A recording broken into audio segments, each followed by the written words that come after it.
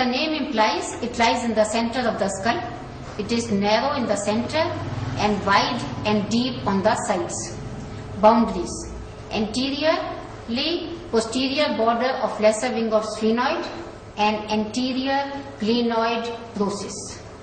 Posteriorly, superior border of petrous temporal bone and dorsum sellae of sphenoid. Laterally, chiefly the greater wing of sphenoid.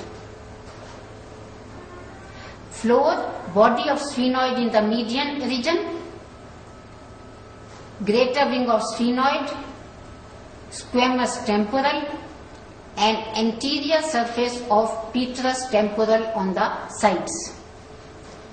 Features: optic groove or sulcus chiasmaticus leads to optic canal on each side. Optic chiasma does not lie in this sulcus, it lies above and behind the sulcus. Optic canal leads to the orbit. Sella turcica consists of the important hypophyseal fossa in the middle, which contains the hypophysis cerebri. Beneath the hypophyseal fossa is the sphenoidal air sinus.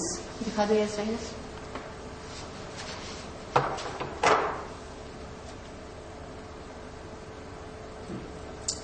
Good.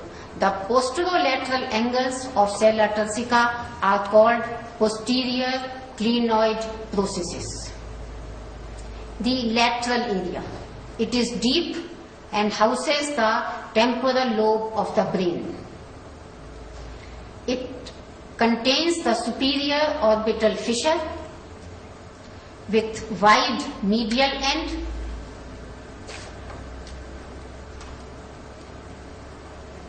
and narrow lateral end. Greater wing of sphenoid forming the lateral part of middle cranial fossa shows important foramen rotundum, which carries the maxillary division of trigeminal nerve, foramen ovale behind it, which carries the mandibular division of trigeminal, and still posterior foramen spinosum, which contains the middle meningeal artery. The emissary sphenoidal foramen may or may not be present. The foramen lacerum lies at the posterior end of the carotid canal. Foramen lacerum lies at the upper, carotid canal se. The foramen lacerum lies at the upper posterior end of the carotid canal. Anterior surface of petrous temporal shows near the apex trigeminal impression, which is the ganglia for the fifth nerve in the dural cave, hiatus and groove for the greater petrosal nerve, which is a branch of facial nerve and that leads to foramen lacerum. Below it is the hiatus and groove for lesser petrosal nerve, which is a branch of ninth. It leads to foramen ovale.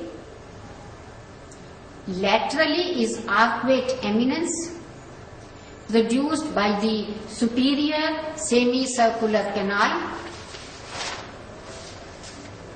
and tegmen tympani is anterolateral to the arcuate eminence. It forms roof of middle ear, including the canal for tensor tympani and mastoid antrum, which forms the posterior wall of the middle ear. That's